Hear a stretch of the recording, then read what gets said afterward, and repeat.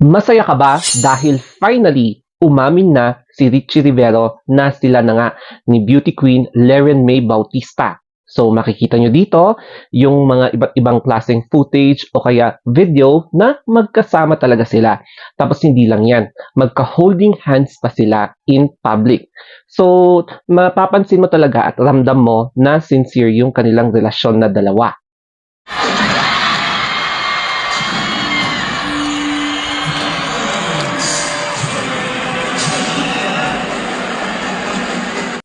Wala na talaga silang pakialam kung ano pa man ang sasabihin ng ibang tao for as long as proud niyang ipinapakilala sa public na siya yung kanyang bagong girlfriend na ang beauty queen na si Leren May Bautista na sumali sa Binibining Pilipinas tapos sa Miss Universe Philippines na ngayon ay isang konsehala sa kanyang lugar.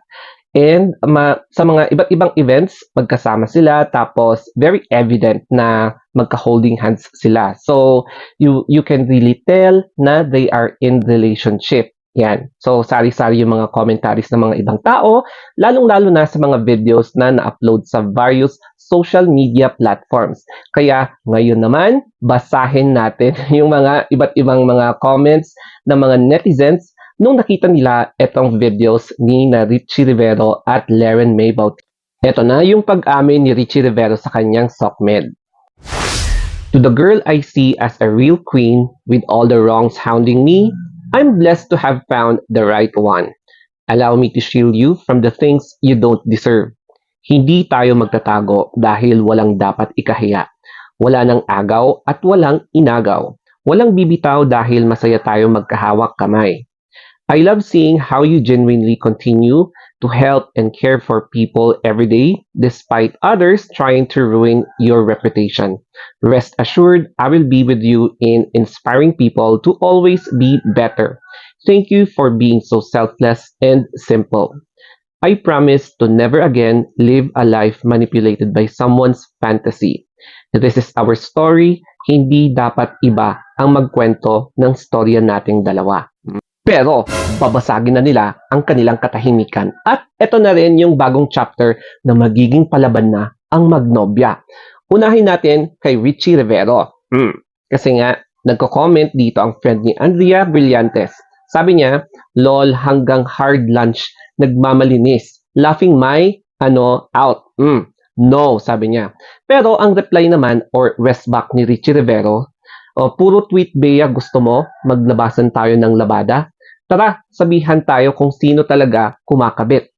Hingi ka lifeline para may bala ka bago ka mag-reply publicly for your publicity. Sayang, pakikialaman mo kung di ka kasama sa headline. Pero eto naman kay Leren May Bautista. Basahin natin. So, nag-post kasi siya na say what? May nag-comment, ikaw po ba yung tita ni Richie? Tapos nag-reply siya, mas mukha kang tita.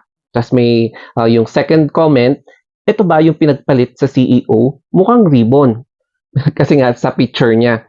Tapos ang resback niya, kesa mukhang manok. Tapos yung pang third, ito, forever mang-aagaw. Slay. Tapos dito na medyo mahaba yung comment ni Leren May, no? Sabi niya, hahaha girl, never in my life that I'll do such thing. This is so simple. We already explained ourselves and told the truth. Now, if you still want to push your version of the story, then don't ask us anymore. You can answer your own questions and get the answer you want. Nakakapagod sabihin ng totoo dahil pilit pa rin ng tulad mong baliin ang katotohanan. Gaya nga ng sabi ng iba, kapag meron kang pinasok, like relationship, o kaya mga trabaho, o kaya kahit na ano pa mang decision mo in life, harapin mo talaga yung mga comments, yung mga challenges, or yung mga pagmumuka or pananampal nila sa katotohanan sa'yo dahil i-consider na natin itong isa sa mga part ng pagsubok sa mga ginagawang mo decisions in life. So yung nangyari kasi kina Richie Rivero at Leren May Bautista, medyo fresh pa rin kasi yung past relationship ni Richie Rivero at ni Andrea Brillantes. Kaya normally, talagang merong mga magko-comment, magko-comment na friends, mga fans ni Andrea Brillantes sa relationship ni Leren May Bautista at ni Richie Rivero. And hindi talaga natin may iwasan kung ano yung gustong sabihin ng mga tao, mapa below the belt pa yan or positive din. Pero most kasi ng mga comment na ina-expect natin is mga negative. Kasi hindi rin natin mapipilit na hindi pa nakakapag-move on ang mga ibang tao.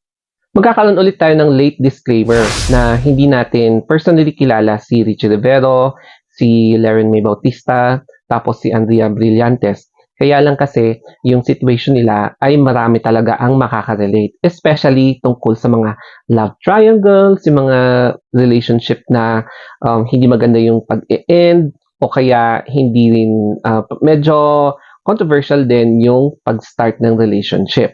Kaya mapa-ordinary, mapa-celebrity, marami talaga ang makaka-relate sa situation nila. And hindi natin mabiblame yung mga negativity even though may positive na remarks or sumusuporta sa kanilang relationship. Kaya siguro ang pwedeng lesson dito is that be always ready. Expect the unexpected kapag nag-decide ka talaga na pumasok sa isang relationship. Lalong-lalo na kapag hindi mo in-expect na ganito pala yung backstory o kaya ganito pala yung background kasi hindi mo rin talaga may iwasan ang mga nasa utak ng isang tao or groups or institutions. So, tatagan ang loob kapag may mga decisions kang ginagawa sa buhay dahil pwede talaga na makaapekto sa mental health mo, physical health, or emotional health mo yung mga consequences na hindi mo inaasahan na babalik sa'yo. Okay, so sana may natutunan kayo dito sa video na to and super sure ako na marami ang makaka-relate. Okay, so thank you for watching. Have a nice day.